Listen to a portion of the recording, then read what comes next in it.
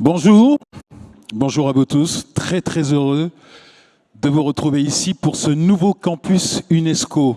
Le campus UNESCO qui permet à des jeunes du monde entier, je dis bien des jeunes du monde entier, de pouvoir dialoguer avec les plus grands experts de la planète. À ce jour, nous comptons à peu près une centaine de campus UNESCO qui ont été organisés soit en physique comme ici avec vous, ou soit à distance en visioconférence avec des jeunes francophones, anglophones du monde entier.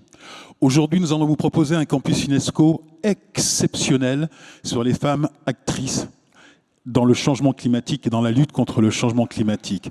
Mais avant toute chose, avant d'appeler nos invités de ce jour, je tiens à vous remercier vous tous qui êtes ici, puisque nous avons le collège Josette et Maurice Audin de Vitry-sur-Seine, le collège Anatole France des Pavillons-sous-Bois, le collège Notre-Dame de France de Malakoff, le collège Alberto Giacometti de Montigny-le-Bretonneux, le lycée Jacques Fédère d'Épinay-sur-Seine et le lycée collège franco-allemand de Buc dans les Yvelines. Merci à vous d'être ici aujourd'hui. Oui ?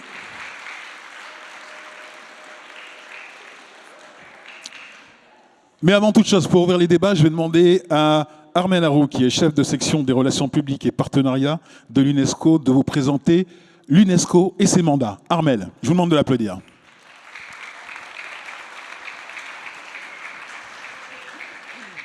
Merci Sylvain Henry. C'est effectivement, comme disait Sylvain Henry, un immense plaisir de vous avoir ici. On a plutôt l'habitude d'avoir à cet endroit des ambassadeurs, des experts, des diplomates. Donc on est vraiment ravis d'ouvrir l'UNESCO et d'accueillir des jeunes. C'est pour ça qu'ont été conçus les campus. Donc je vais juste prendre 2 minutes de votre temps pour vous expliquer rapidement ce qu'est l'UNESCO, ce que vous faites ici, et après vous laissez la parole à des femmes pleines de talent. Donc l'UNESCO, juste pour faire court, donc c'est un espace créé par une organisation créée par les Nations Unies. En 1945, après la guerre, les États se sont rendus compte en fait qu'il fallait un espace pour discuter, pour que les États aient un espace de discussion pour pouvoir éviter les conflits et faire baisser les tensions. Les Nations Unies jouent toujours ce rôle crucial, mais ont aussi décidé qu'il fallait avoir des agences spécialisées qui s'occupent de certains points. Vous connaissez sans doute l'UNICEF qui s'occupe des enfants, le HCR qui s'occupe des réfugiés, la FAO de l'alimentation et de l'agriculture. Il y a quelques agences comme ça. Et puis, il y a une diplomate britannique et un Français qui se sont dit, mais en fait, la Seconde Guerre mondiale, elle est née beaucoup des propagandes, de la montée du nazisme et des nationalismes. Et du coup, ils ont décidé de créer une organisation dédiée dont le but et c'est notre ligne directrice, c'est notre colonne vertébrale, c'est construire la paix dans l'esprit des hommes. Puisque la guerre est née dans l'esprit des hommes, c'est dans l'esprit des hommes que doivent être élevées les défenses de la paix. Voilà, ça c'est notre constitution. Ça fait 77 ans que vous avez des équipes, pas énormément en fait par rapport au mandat, presque 2000 personnes à travers le monde. Il y en a un tiers qui sont dans des bureaux, dans des pays bénéficiaires, des pays du Sud, et puis une équipe ici de 1500-1800 personnes.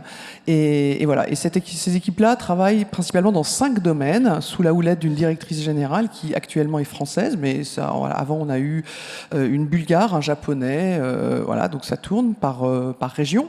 Et on a un peu comme une entreprise, nous, nos actionnaires, ce sont les États membres, et donc c'est eux qui décident de ce qu'on fait, et c'est l'ensemble des États membres, à l'exception, alors nous on n'a pas les États-Unis et Israël, mais sinon il y a tous les pays du monde qui sont ici et qui discutent de grands sujets. Alors les grands sujets, il y en a 5.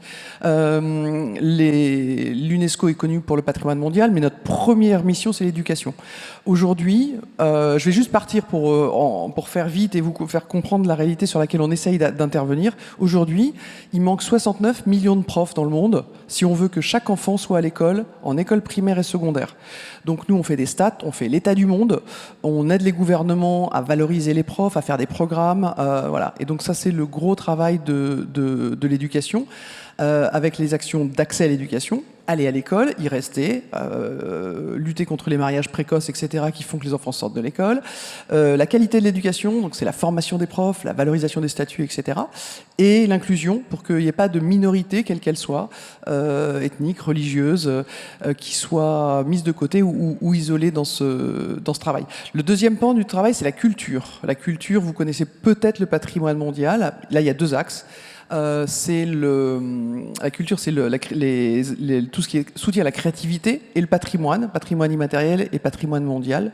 Il y a 1150 sites qui sont, à peu près, je n'ai plus le chiffre en tête, qui sont protégés par l'UNESCO, sous un label UNESCO, et les États membres se doivent de les protéger, on a décidé que leur valeur était telle qu'elle n'appartenait pas seulement au pays, mais à l'humanité en entier. Donc ça, c'est pour le secteur de la culture. Après, il y a les sciences, peu connues aussi, et pourtant c'est aussi pour ça qu'on accueille l'Université de la Terre, hein, c'est au centre, et c'est quelque chose qui prend de la place. Et avec les sciences, c'est tout ce qui est recherche, coopération dans la recherche scientifique. Je m'étais donné un chiffre là à vous partager, c'est que, par exemple, sur les océans, puisqu'on va sans doute parler beaucoup d'océans aujourd'hui, il y a seulement 20% des fonds marins qui sont explorés et cartographiés. Le reste ne l'est pas. Donc ça, c'est une partie de notre travail, la recherche scientifique pour découvrir les fonds marins et les océans. L'autre, c'est pour la préserver.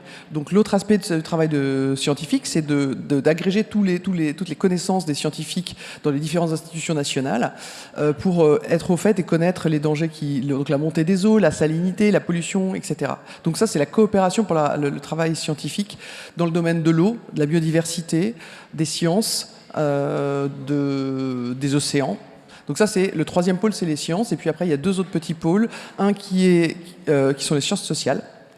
On a 4500 villes contre le racisme, par exemple. On travaille aussi sur la question d'éthique de l'intelligence artificielle, accompagner et proposer une éthique au gouvernement et aux acteurs de l'intelligence artificielle. La bioéthique, les valeurs du sport, tout ça est dans une équipe de sciences sociales. Et puis le dernier, c'est la communication-information, c'est sur les questions de liberté d'expression, donc soutenir des médias dans des zones de conflit, par exemple, s'assurer que des langues minoritaires aient accès à Internet et existent sur le digital, il y a aussi une façon de les préserver. On a un annuaire, un atlas des langues en danger. Enfin voilà, ça c'est tout le travail de l'équipe communication-information. Donc voilà, j'ai fait rapidement le tour de l'action de l'UNESCO. Donc là, maintenant, ce que je vous propose effectivement à travers ce campus, c'est vraiment d'interagir. Alors, Sylvain Henry a parlé des campus. Ce qu'il faut que vous compreniez bien, c'est que c'est vraiment un échange. Nos experts, nos amis de la société civile sont là pour parler avec vous, échanger, répondre à vos questions, pour que vous puissiez encore plus comprendre et avoir une vision critique et qui soit la vôtre de sujets. Et là, ce matin, voilà, on a voulu aussi mettre l'accent sur le fait qu'il y a des femmes. Les femmes sont beaucoup à l'avant du changement climatique et donc on est vraiment heureuse de décider ce premier campus des femmes actrices du changement climatique. Je vous promets qu'on en fera d'autres. Je vous remercie beaucoup, je vous souhaite une belle matinée, un bel échange. Merci. Merci.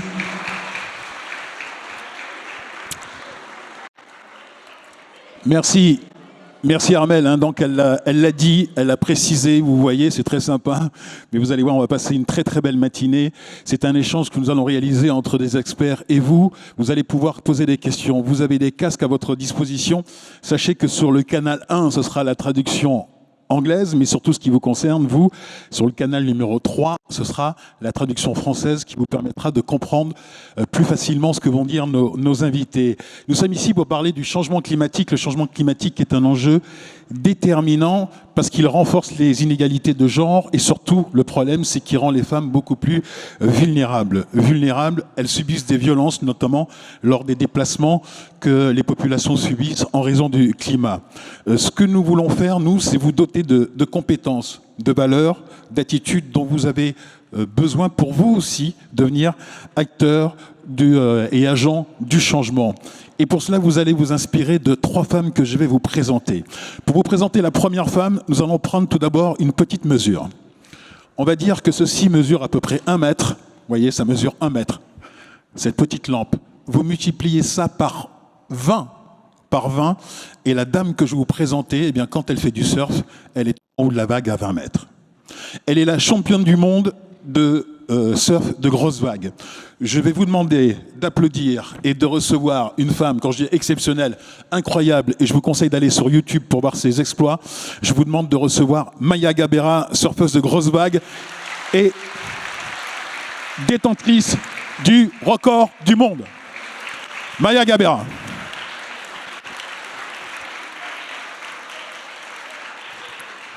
Maya, please. Thank you. Je suis allé voir sur YouTube et je peux vous dire que c'est vraiment impressionnant. Alors, pas tout de suite, hein, on n'allait pas regarder tout de suite. Hein. après le campus. Quand même, ce sera beaucoup plus sympa. Une autre femme exceptionnelle, parce que ce qu'elle fait, notamment avec le groupe NJ, est juste incroyable. Aujourd'hui, nous avons des rivières qui sont polluées. Eh bien, elle a créé un système qui permet justement de retenir toutes les impuretés, les déchets, afin que les océans ne soient pas pollués. Elle nous vient des Pays-Bas, d'Amsterdam. Je vous demande d'applaudir la cofondatrice de Great Bubble Barrier. Il s'agit d'Anne-Marieke Evelens.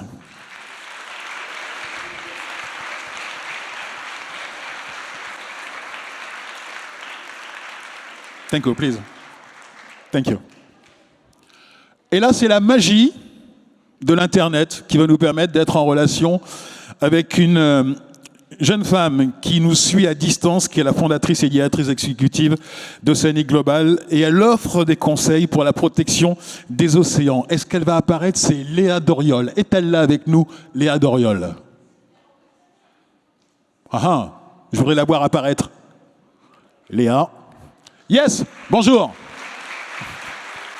Hi, everyone. Elle est là avec nous. Donc, comme je vous l'ai dit, vous allez pouvoir dialoguer avec chacune d'entre elles. Et justement, nous allons commencer avec Léa. Alors, Léa comprend le français, mais elle répondra en Angleterre. Elle est en ce moment en Grande-Bretagne. Donc, vous aurez besoin de vos casques pour comprendre ce qu'elle vous dit. Nos invités qui, eux, comprennent l'anglais, il n'y a pas de souci. Ils pourront tout à fait comprendre ce que dit Léa. Léa, un grand merci à vous d'être avec nous aujourd'hui. Léa, quand on parle de climat et on parle des océans, parce qu'aujourd'hui, ce sont les océans qui nous intéressent et dont nous allons parler. Chut. Excusez-moi Léa, juste il faut que je fasse un tout petit peu la police. Je suis désolé. Chut. Est-ce que tout le monde a son casque? Est-ce que tout le monde est branché? Vous avez le bon canal? Ok. Je le précise, hein, en français, canal 3. D'accord? Merci. Donc, Léa, quand on parle des océans, quel est le lien entre vous et moi, et quel est le lien entre vous, Léa, et les jeunes qui sont devant vous? Hi, everyone. Thank you for having me join virtually today. So I just wanted to start off by reminding us that we all rely on the ocean. The ocean sustains all life on Earth. We've heard about the importance of it. It covers 70% of our planet. It produces 50% of our oxygen. And to quote an idol for all of us, I imagine, Sylvia Earle, no water, no life, no blue, no green. But I'd also like to add no us. We know the importance of addressing our current impact on the climate, but we still don't understand the importance between the ocean and the climate nexus. And the ocean is our biggest ally in mitigating climate change, but it's also bearing the brunt of the climate crisis. It's absorbed over 30% of global CO2 emissions worldwide, over 90% of heat from global warming, and it holds the most endless potential. It is our biggest carbon sink. We just heard from the previous speaker that only 20% of our deep oceans are mapped out. And we're already starting to live the effects of climate change. You take what's happened around the world in the last 2 years, from the floods in Pakistan to the heat waves in Europe this summer, to the wildfires around the world, Hurricane Ian. And although we are all being impacted by climate change, still coastal and vulnerable communities around the world are being disproportionately impacted and continue to be. So in today's conversation, as we have this, I want to make sure that we remember that no matter where we are from, we all share this one planet and ocean, and we rely on the ocean to sustain all life on Earth. And essentially, we are all connected in this. Léa, comment on peut agir pour l'environnement et pour lutter contre le changement climatique? Quelles sont les actions que l'on peut mener? So there's 3 main things that come to mind. And again, there's so many different ways, and you're going to hear about this from a lot of the amazing speakers also on this panel. I think the first is we can't continue to address climate change as a separate issue.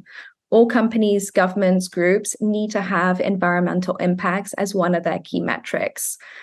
You know, we've just come out of COP. I'm sure it's been on all of your minds too. And I wanted to share that last year, so COP26, was the first time that ocean was integrated across all areas of work under the UNFCCC and the Paris Agreement.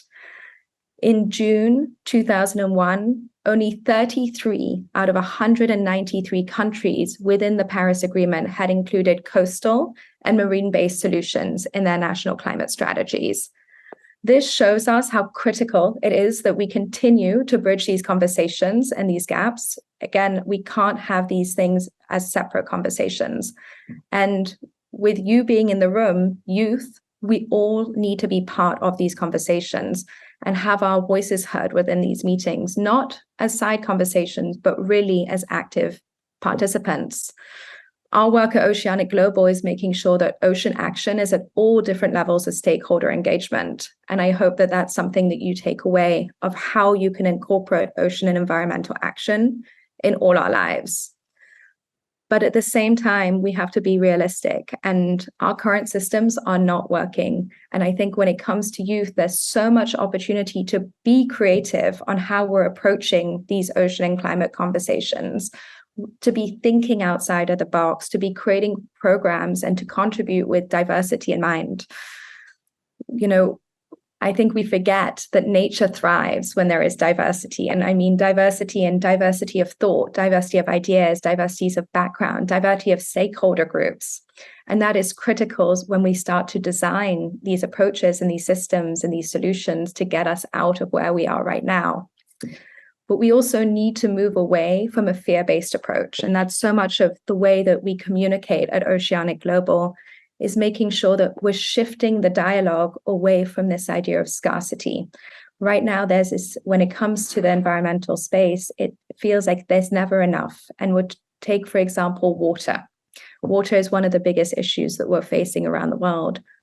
But as an element, we still have the same amount of water on this planet than we did a few hundred years ago, and thousands of years ago, and millions of years ago. So we need to be reshifting and redesigning how we're approaching this with resiliency really in mind. And then my last part here would be, these issues are overwhelming and they're huge, and I know it. I think we're a similar age, but never forget in the power of the individual and in creating that ripple of change. Every single day, we're voting with our choices. And that's how you are investing your time and your money, your energy, your value systems, from the brands and the companies that you're choosing to support, to how you're voting, to how you're contributing to a shift in a value system and supporting local communities and businesses. So just remembering how to make daily choices that align with your values and essentially with the ocean and environment in mind. C'est capital ce que vous dites, Léa. On a bien noté que tout d'abord, vous demandez aux jeunes qui sont là de dialoguer, c'est extrêmement important. Ensuite, de favoriser la diversité, et oh que c'est important la diversité. Et troisièmement, il faut être citoyen, c'est-à-dire voter. Si on veut être entendu, c'est par le vote que ça passe. Avant de passer au jeu de questions-réponses, Léa, peut-être de manière assez courte, très courte, un dernier message pour les jeunes qui sont là, pour les jeunes lycéens qui sont devant nous. Si vous aviez un dernier message à leur donner, quel serait-il ? We need to shift our mindsets and we need to meaningfully engage. We are nature. We need to remember that we are nature. We are not separate to nature, and we need to rebalance our relationship with nature. And we need to do so in a proactive way. Right now, we are being reactive. You look at the outcomes of COP, and there was a lot of progress on loss and damages, and it's amazing that nature-based solutions are included, but there has not been the necessary action on fossil fuels, for example, and phasing that out. And until we take a proactive approach, things are not going to shift. So going back and realizing that we need to create and we need to invest in putting life at the center and biodiversity at the center of all of our decisions. Merci. Alors, je suis désolé, vous avez peut-être encore l'impression de vous retrouver à l'école. Vous pouvez poser des questions, mais là, vous allez lever la main. Je vous demandais de lever la main pour que je puisse vous donner la parole. Qui veut poser une question ? Léa Doriol. C'est toujours le premier qui doit se lancer je vous en prie, allez-y. Appuyez sur le bouton. C'est quoi la COP27 ? Ah, c'est quoi la COP27? Léa, est-ce que vous pouvez apporter une réponse à cette question? Right. Alors, Okay. plus que la définition de la COP27, alors Léa, ce que je vous demandais, c'est de définir très rapidement ce qu'est la COP27 qui s'est passée en Égypte, mais surtout de nous dire ce que vous avez pensé, vous, de la COP27. Allez-y. Okay, so COP is the largest climate change conference that takes place around the world. It took place in Sharm in Egypt and it ended last week. It's where governments come together under the UNFCCC body to look at how they're going to stay below 1.5 degrees, essentially. So it is the most important global convening that we have around climate change right now globally.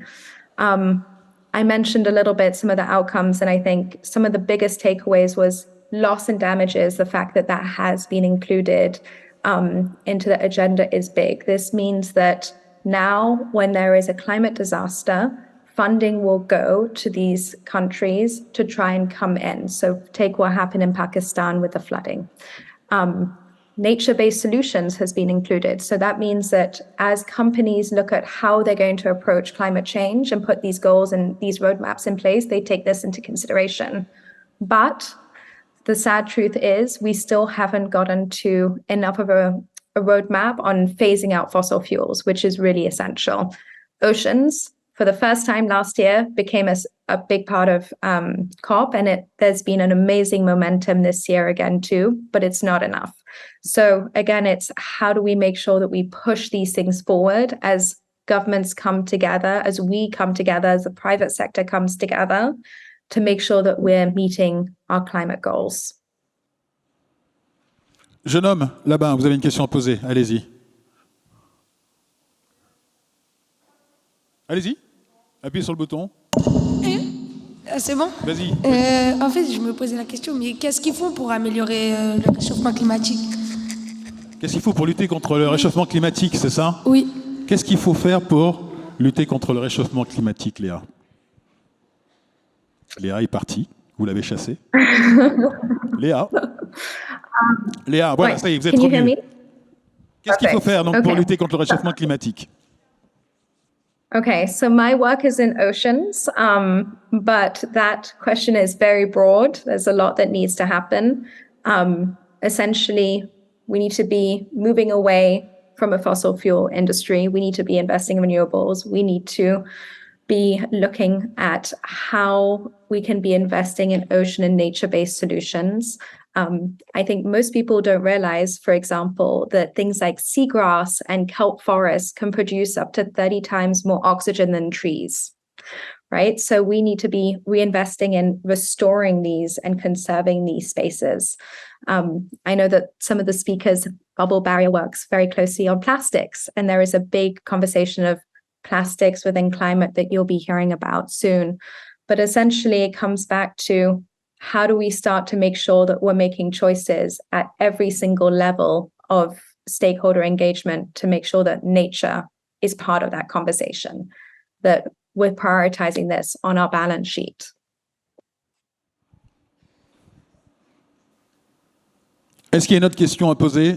Jeune fille, là-bas, vous avez le... Allez-y, posez votre question, appuyez sur le bouton. Oui, vous, madame, avec la lunette. En quoi consiste son travail exactement? En quoi consiste, Léa, votre travail exactement? Okay. So I started a nonprofit called Oceanic Global in 2017, and essentially is inspiring people to care about the oceans around the world and looking at practical solutions to implement. So across 3 levels. The first is with individuals and communities, how to shift our behavioral patterns to make sure that we're shifting that around responsible seafood, plastic pollution, etc. The second is working with companies to shift their operating practices. So we've worked with 400 businesses in 26 countries to move away first from single-use plastics and then look at proper water usage, energy, coastal resilience. And then the third is institutional change. So we've worked with UN Diwalis to produce something called World Oceans Day over the last 5 years. And then looking at making sure that oceans are part of a global kind of mindset there. And then most recently, actually, with IOC UNESCO, who you're here with today, we hosted something called the Ocean Climate Summit in Sharm in Egypt. So making sure that oceans and climate are center to that conversation. So to bring it back, making sure that we're bringing in oceans at all different levels of society and stakeholder engagement. Vous êtes très investie, madame, je vous en prie, allez-y, appuyez sur le bouton et posez la question. Comment nous, les jeunes lycéens, collégiens, on peut aider pour l'environnement ou le climat, enfin le changement climatique? Léa, comment les jeunes peuvent aider? There's so much you can do. I think, again, I mentioned what are your daily choices that you're contributing to. So looking at who you're supporting, the brands that you're supporting, the businesses, are they aligned with your values? Do they have strong climate, goals? Are they greenwashing?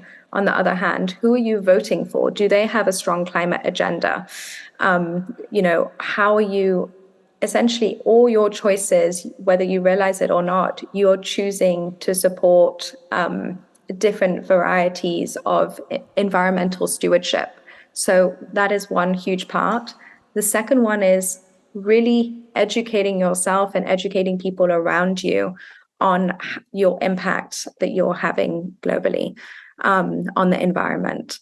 So, for example, depending on how you're studying or what conversations that you're a part of, bringing those up, fostering those, these things need to stop happening in silos, and we all need to come together to be tackling these issues. And the only way that comes up is we have open dialogues around this. Une dernière question que je vais vous poser, Léa, parce que nous sommes pris par le temps, malheureusement. Nous avons aussi nos autres invités. Alors, gardez vos questions pour vos autres invités. Vous avez parlé de biodiversité tout à l'heure, et c'est extrêmement important. Dans les océans, on doit préserver toute la biodiversité, notamment je pense aux requins, les requins qui peuvent effrayer, mais ils sont extrêmement importants pour l'écosystème. C'est le message à faire passer aussi, hein. Toutes les espèces marines sont importantes.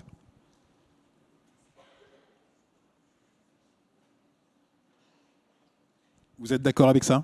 Was that 100%? Ouais. I La mean, préservation de l'écosystème. Yeah, I mean, nature has been designed in such a way that it sustains everything. So the minute we start to remove anything from that equation is when we start to see that breakdown. And, you can bring it to sharks and some of the biggest animals in the ocean. But if you look at what really truly sustains us too, it's the fundamental, the tiny ones that we don't see. Plankton, for example, that is essential for creating the oxygen that we breathe, and supporting everything else across that supply chain. So yes to biodiversity. Un grand merci Léa. Surtout, vous pouvez rester et écouter. Hein. Je sais que vous êtes en Angleterre, mais écoutez la suite des débats avec nos invités, avec les jeunes, avec les échanges qui vont naître. En tout cas, un grand merci. Je vous demande de l'applaudir, hein. Léa Doriol. Vraiment très chouette. Alors là, je vais m'asseoir parce que c'est un grand respect. Un grand respect pour Maya Gabera. Maya Gabera, elle est championne de l'UNESCO pour l'océan et la jeunesse, donc ça c'est très bien, très très bien. Mais aussi c'est la championne de la plus grande vague surfée au monde, 20 mètres. Je vous ai montré tout à l'heure ce que ça représentait, 20 mètres. C'est juste quelque chose de colossal. Je lève la tête, j'ose même pas y penser. Elle a reçu de multiples récompenses pour toutes ses performances sportives. Elle est devenue la première femme en surf à concourir avec les hommes. Et c'est également une militante qui travaille pour la conservation des océans depuis plus de 10 ans aux côtés d'Océana. Alors, Maya, la première question. Comment votre... pour les grandes vagues, est-ce que le micro fonctionne? Voilà. Est-ce que votre passion, comment elle est née, cette passion pour les vagues, pour les océans? Comment vous êtes devenue à devenir une militante passionnée pour les océans? Hello, everyone. Thanks for having me. When I was 13 years old, I fell in love with surfing. I am Brazilian. In Rio de Janeiro, I started surfing in a surf school because all my friends were boys and they were surfers and they didn't have time to teach me. So I thought, well, I'll go to a school and I'll join you later. So I fell in love with the sport very quickly and fell in love with the ocean, which was a scary place to me. I was not a very good swimmer and nobody in my family surfed or did any activities in the ocean. So it was this big, challenging, new world to me, and I loved it right away. So I kept pushing myself and wanting to be better. I started competing as an amateur, and quickly I realized that Brazil did not have the best waves in the world. And I really am somebody that likes to do things and think about the best. So I wanted to surf the best waves in the world. So I decided to leave Brazil, and I left when I was very young, 15 first, and then 17 for good. I went to Hawaii, I lived in California, now I live in Nazaré, where the biggest waves in the world were discovered 10 years ago. And my passion for the ocean is, it's where I feel most comfortable, is where I've had the best and the most difficult times in my life. I have, had many injuries through my career. I've almost died trying to break my record the first time. I had to recover for 4 years.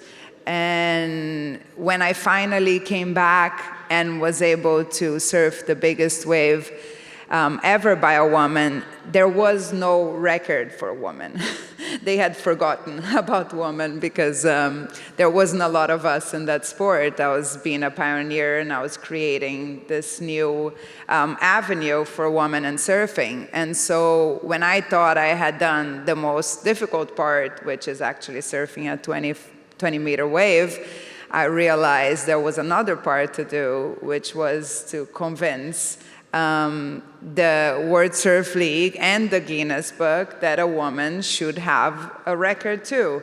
And that was quite difficult. That was a fight that I did not envision or wanted to have, but I was put against the wall and I was like, okay, I'm gonna fight for this because no one else will fight for it. So that's one thing I learned there. If I don't stand up for myself, no one else will. So I did just that and did a petition, and with the help of a lot of people voting, signing, I was able to create the first world record, and yeah, that's why I'm here, I guess, because I have 2 world records, but I'm glad to be here. Elle en parle très simplement, alors que c'est juste quelque chose de colossal ce qu'elle a réalisé. Je vais poser juste une dernière question, ensuite on va passer à vos questions. Qu'est-ce que vous avez constaté, vous, alors peut-être à 20 mètres de hauteur, ou à la hauteur vraiment de la mer, de la dégradation des océans? Qu'est-ce que vous avez vu des océans et des mers qui se dégradent? Yes, I have in the last 20 years that I've been traveling and surfing everywhere in the world. I have definitely seen a lot of change. I have seen less life. I have seen a lot more plastic. Plastic in places I sometimes travel 3 days to get to, and I get there and it's paradise, most beautiful remote places, and in Indonesia, Maldives, you name it, there's a lot of plastic there. And it breaks my heart, and I think when you're young, at least when I was young, I was 18, 20, 25, I was very focused in myself and my sport and what my dreams were and becoming successful and realizing my dreams. And with time, I was able to do that and see the changes in the ocean, and then finally feel like I was in a place that I could, join more the conversation. I didn't join the conversation at a young age. So I'm very happy to be able to speak to you guys, because when I was 18, 20, 15, I didn't have the concept. I was worried about myself, and what sometimes is overwhelming about the issue that we have in hand is that it's not just about ourselves, right? We feel sometimes we're not enough. It's just, I'm just one, and the ocean is like 70% of, Earth and the planet, and what can I do? But in fact, we can do a lot.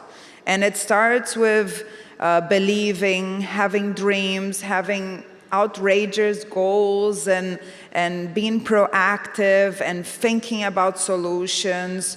Oftentimes I'm told by men or by my industry that I'm not very talented as a surfer, although I have achieved a lot. And, every time they say, but why they still keep questioning your talent? And I say, well, talent is a very subjective thing. Maybe I didn't start surfing when I was 3 years old, and I might not surf as technically as, let's say, a Hawaiian surfer or somebody else. But the thing is that I'm so obsessed with being the best that I think about it all the time, and I make strategies to improve, and I'm so engaged, and I'm so strategic, and I'm so committed that I get further, that I achieve what everyone tells me is impossible. Because it's not impossible. Nothing is impossible.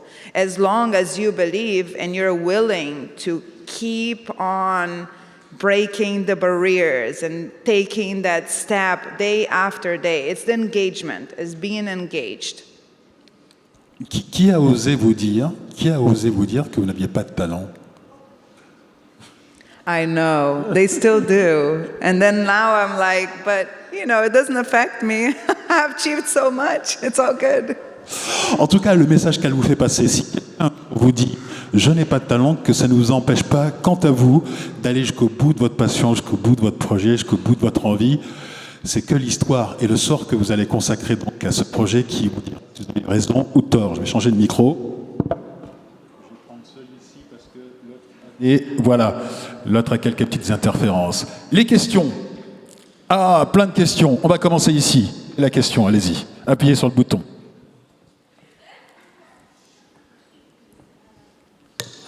Bonjour. Allez-y. Vous voyez quand vous avez surmonté la vague de 20 mètres, c'était quoi votre ressenti? Vous avez eu peur? Vous étiez contente? Je sais pas, c'était comment? Et après, quand vous avez réussi, vous étiez heureuse? I'll be okay. I was very cold. That morning, we started at 7 in the morning in Portugal on a very cold winter day, so I was freezing. And I was very scared. I was coming back from 4 years of rehabilitation. I had 3 spine surgeries. I had, like I said, a near drowning experience on that same place in Nazareth. And that morning was... I can't put the fun word in there, sorry about that. But it was challenging, it was engaging, I felt very much alive, I was very cold. And I had a wonderful partner, Eric Ribier, French-Brazilian surfer, extremely talented and very patient with me that morning. I needed a lot of patience. And we just timed ourselves. It took 3 hours in freezing waters to find that one wave and get the wave and surf it in a line that I thought it was a world record. When I saw the wave, I felt like that was the world record wave, and we were driving towards it, and I remember just thinking, okay, this one, I cannot fall. And I started going down, and the wave almost catches me, and I make it, and there's a lot of excitement right after you make a ride like that. I mean, there's so much adrenaline. I was so excited. We screamed, everyone on the outside, and it was a very happy moment for me because I was coming from a moment in my life that for years, everyone doubted me. Doctors doubted me. My peers doubted me, is she ever gonna go back? Can she overcome that trauma? Can she overcome 3 spine surgeries? And of course, all that doubt was in my mind too. I was scared that I was not going to be able to overcome all that I had been through. And when I surfed that wave was the moment I flipped the page and I said, okay, I'm back. I'm starting from not zero, but I'm starting, and now I'm going to go from here. And 2 years later, I broke my own world record, and I established it at 22 meters, 70 centimeters. So it was restarting my career, and it was a very, very important moment for me to believe that I was capable and to believe that I should continue doing what I wanted to do all along since I was very young. 22 mètres 70. Allez-y. Vas-y, pose ta question. Vas-y. Je voulais vous demander qu'est-ce que vous souhaiterez pour qu'il y ait moins de plastique et de déchets dans les océans?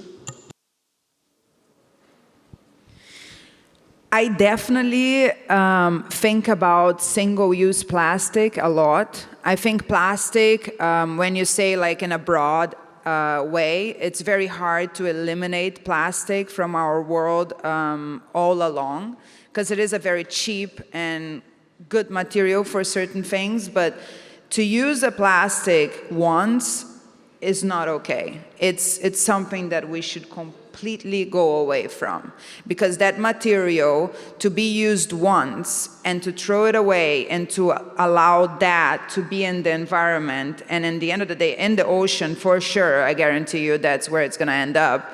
It's going to be there for 500 years or whatever. Maybe it never disappears, it just becomes smaller and smaller microplastic. The fact is that now we eat plastic. We all eat plastic because fish, seafood, they're all contaminated. They're eating plastic because it's too much of it in the ocean. So we are eating plastic. And I believe you understand that, you know, if you get a plastic and you eat it, you don't want to eat that shit. Sorry about that, but nobody wants to eat plastic.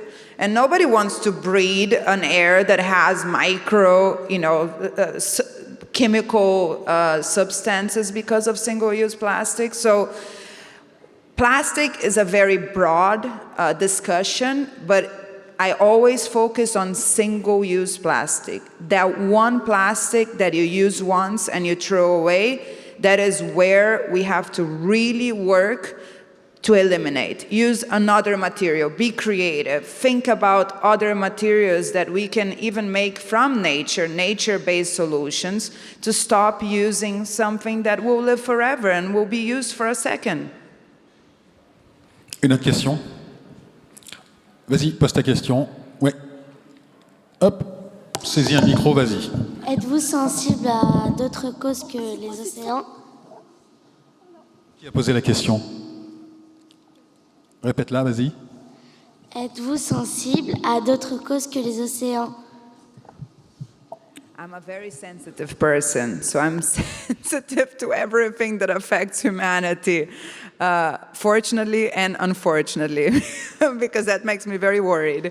But I think the ocean is very close to my heart because that's where I spend a lot of time and I see the changes, and I know that because I am a surfer, I hope people will listen to me, and I have this knowledge because I live in the ocean so much that I can speak in behalf. You know, it's very hard because the ocean doesn't speak, right? If nobody of us is taking the role of fighting for the ocean, nobody will. Fish doesn't speak, sharks don't speak. They will just die and suffer silently. So that is a very important battle because of that difficulty, because they can't fight for themselves. Otherwise, they would be. I'm 100% sure. And, you know, I also am very engaged with gender equality, of course, because as a woman, it has affected me immensely in my career because I was the first big wave surfer professional in the world. I had to establish a world record for a woman. I had to do all those movements to create a path for women in my sport. So I know firsthand how it is when you're not invited to the party. You're always an outsider. You're always doubted. You're always minority. So I can connect very easily with minorities because I am one. I have suffered prejudice. I have suffered doubts. I have suffered, from being a woman. And that is a cause very close to my heart. Very fortunately, I was brought up by a very liberal dad that never spoke about those things with me. And that was the reason I dreamed to do things that men were doing, because there was no such difference. But when I left home and I became my own self in the world at a very young age, I didn't know that women were always going to be treated differently, because I wasn't treated differently in my home. So I was constantly being slapped left and right, and difficulties were like imposing themselves to me. And it took a long time for me to realize that women did not have the same rights as men. I was not brought up in a house. We talked a lot about environment in my house. My dad was a politician. He founded the Green Party in Brazil. But we didn't talk about the difference of growing up being a woman or a man. So I had to discover that through my work. And that was very hard. That was one of the biggest challenges of my life. And when I broke the first world record and I established it, and they gave me the recognition after 8 months of petitioning, my dad called me and I showed him the record, and he said, "Congratulations, this is amazing, but I wish it had just been the wave, because, you had to do the second fight that was even harder. If it was just the wave, it would have been easier." And that's the truth. Sometimes we just got to keep fighting. It's one fight after the other, but we can't give up.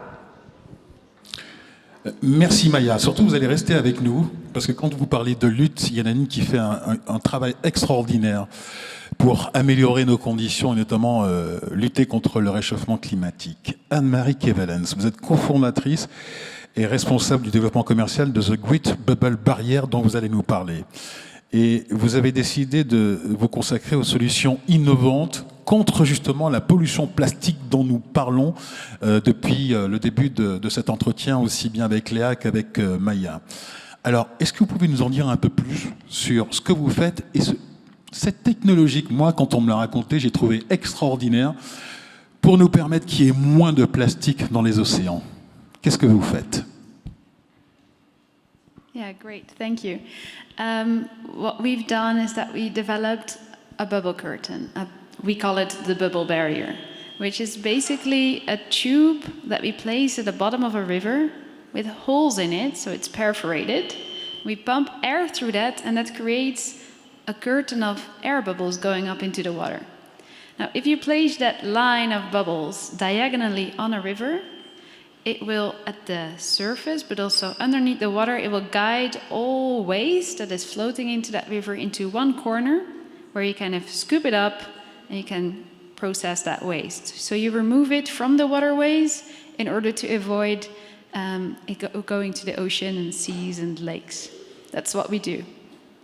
Ça a l'air tout simple, mais c'est incroyable. C'est empêcher en fait que les déchets que vous jetez, c'est-à-dire que c'est une incidence. Quand vous jetez un déchet ici dans la rue, il va dans les égouts et ensuite il va dans une rivière, il va dans la mer. Comment vous est venue l'idée? Vous êtes des Pays-Bas, d'Amsterdam, je crois. Est-ce que vous pouvez nous raconter votre expérience? Comment tout ça est né? So I think it may be a tiny little bit of a similar story as Maya said. Me, myself, and all my friends were sailors and surfers. We spent a lot of time on the water. I'm not a surfer like Maya. I'm a sailor, and I do it more amateur style, so big applause for Maya there. But if you're spending a lot of time doing things that you like, you also see what is wrong in that sector, in that part. And we were confronted with the plastic and all the waste on the shores, in the water, on land, all the time. And that created this little voice in our head saying, what can we do about it? One thing is raising awareness, because only with your voice you're going to make changes on a big level. But we were raising our voice, and we still saw that changes were not happening fast enough. So we thought, okay, then we come into action. We change our own behavior. We're starting to avoid single-use plastics. But that also wasn't enough. And at the same time, we saw all that plastic still flowing to the ocean, and we just wanted to stop it. So we started thinking, what can we come up with a technology that would stop it just right there, right now? So it was a lot of brainstorming, and that kind of one of those brainstorms, you think crazy. We were thinking about walls of fire or walls of air, you know, these kind of crazy brainstorms that you sometimes have with friends. And then we thought, well, actually a wall of air is not such of a bad idea. Maybe that would work out. We thought at that moment, in that crazy brainstorm, we're geniuses. Nobody thought of a wall of air. And then we started looking into that technology already existed. It was just that nobody ever thought about using this type of bubble curtains for plastic and using it as a guide of waste in water to move it into one corner. So we've adjusted the technology and we've fine-tuned it in order to use that knowledge and that technology for the greater good.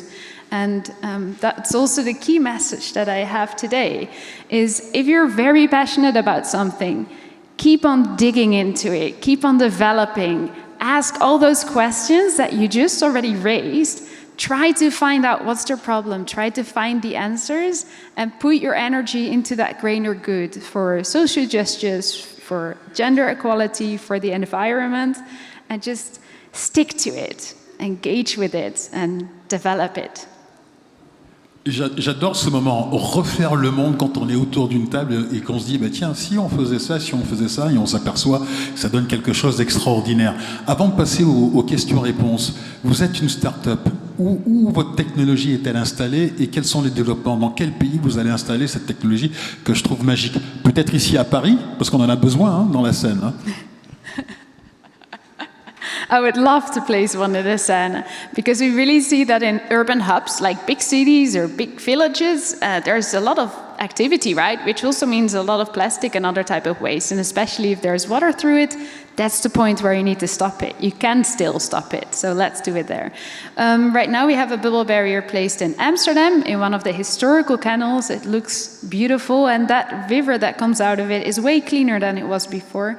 And we also recently placed one in Katwijk, which is a village nearby The Hague, also in Amsterdam, in the Netherlands.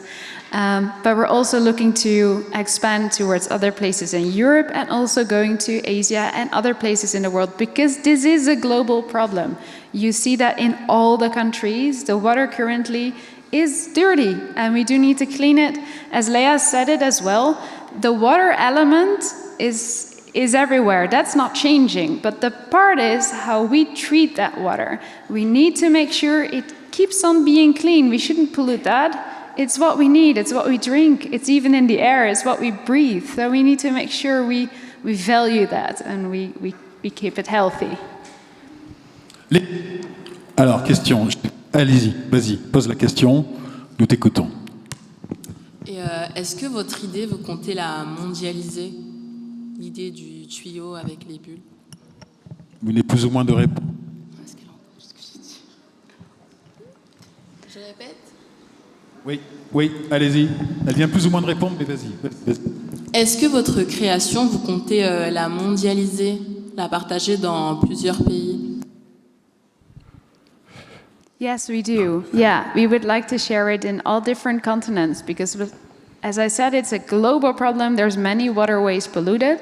So right now we're adapting the technology to be able to implement it on different places in the world to stop that flow going to the ocean.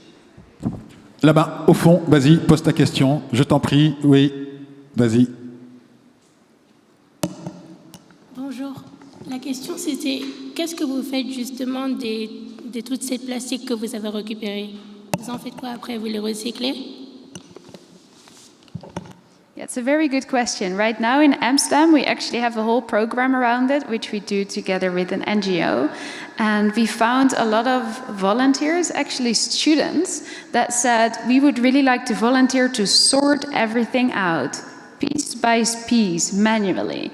Because only with that data, we can create new regulation, new policy within the different cities that we are in. And they need this type of science and knowledge to be able to create the change. So right now, everything is manually sorted there, which costs a lot of hours, and it smells and it's stinky, but it's also very interesting. We find very weird objects like Christmas trees or kind of different type of toys, things that you don't expect into the water. We even found like a scooter helmet. I didn't even know that those things would be floating into the water. And afterwards, we bring that to a facility where it's being processed. And the thing is with plastic that has been in the water for a long, long time, it's very hard to recycle that completely into something new because it's polluted, and there's a lot of laws that say if your waste is polluted, you're not allowed to recycle it into, for example, a bottle to a bottle. So we're looking with different innovative startups on how to process that waste. Can we make energy from it? Can we still make different type of plastics of it? And that's a research that is still going on. Jeune homme, je t'ai vu, mais on va d'abord aller au fond, tout au fond. Vas-y, pose ta question. Bonjour. Du coup, par rapport au continent qui est plein de déchets, est-ce qu'il y a un projet pour le retirer de l'océan? Est-ce que tu peux peut-être préciser ta question? Vas-y, vas-y. Sur l'océan, il y a une sorte d'île remplie de déchets. Et est-ce que, du coup, dans les projets qu'il y a de le retirer de l'océan parce que il pollue, quoi? Effectivement, il y a cette fameuse grande mare d'océan, de plastique dans l'océan Indien qui fait des kilomètres carrés. Je crois que c'est ça ce dont tu parles. Hein. Et l'idée, c'est est-ce qu'il y a un projet pour le retirer? Est-ce que vous participez à ce projet? Yeah, so this continent, that island that you're talking about, you shouldn't envision it as an island. It's more like a soup. It's more like a vegetable soup or a bouillon that you sometimes make in the kitchen. So there's a lot of like little particles very densely close to it, but it's not something you can walk on. Some people still have that in their mind, but it's more like a soup.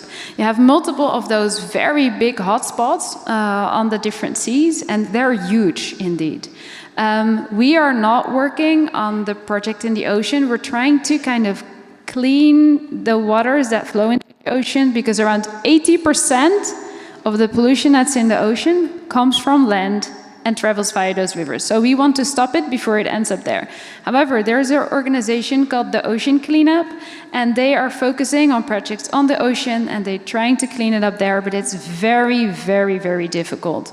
So there's not a lot of people that looked into that, because again, if you're eating your soup and you're trying to get all the different vegetables out, that's also quite a long process, right? It's not easily done. So compare it to that. Anne-Marie, que les uns les autres, que je vous demandais, pour qu'on puisse poser des tas de questions. Question courte, réponse courte. Question courte, réponse courte. Jeune homme, allez-y. Question courte, réponse courte. Est-ce qu'aujourd'hui, il y a un brevet technique que vous avez déposé pour justement cette sorte de tuyau à bulles? Est-ce que la technologie est brevetée? Yes, it's patented. That's a short answer, right? Donc vous pourrez pas vous pourrez pas reprendre l'idée. Oui, jeune homme, vas-y, pose la question. Vas-y. Est-ce que vous allez mettre votre invention en Afrique? Ah, continent africain. Est-ce que l'invention sera sur le continent africain? Yes, definitely. I think in all continents it can help also in Africa. Donc c'est l'avenir. Jeune homme, vas-y. C'est à quel âge que vous avez commencé à exercer votre métier? Donc c'est Anne-Marie que tu poses la question. C'est une start-up, hein? Donc. I have to calculate at 27, I think. Yeah. Donc c'était il y a 6 mois. Jeune homme. Pensez-vous qu'un jour votre idée pourra purifier les océans du monde entier? Est-ce qu'on aura des océans purs avec cette idée un jour? I would love to dream that, but I feel it's hard. But I like to hope and to dream and to believe that together we can make that change. Jeune fille, vas-y, ou jeune homme, vas-y. Le projet du tuyau à bulles, il a coûté combien? Ah, on parle d'argent. Exactly. Are we going to do business now? You can compare it, maybe that's easier. You can compare it to a biking bridge. Well, that's something we're very commonly using in Amsterdam. But compare it to a big truck, a big waste truck or a bike bridge. Allez, avant-dernière question. Vas-y, pose ta question. Ouais. Ça a été compliqué de fonder tout ça? Est-ce que ça a été compliqué? Yes, actually, yes, it was complex, and it has also to do with the complexity that Maya has experienced. When you have a great idea, when you go into technology, and also as a woman, when you're working in the fields of science, my background is in science. When you start to work in technology, you're not always being taken as serious as you should be. So there was a lot of people that didn't believe in it. There were a lot of people that didn't thought we could manage it, but I think the key message is listen to the right ones and ignore the no's and just keep on developing and learning. Très bien.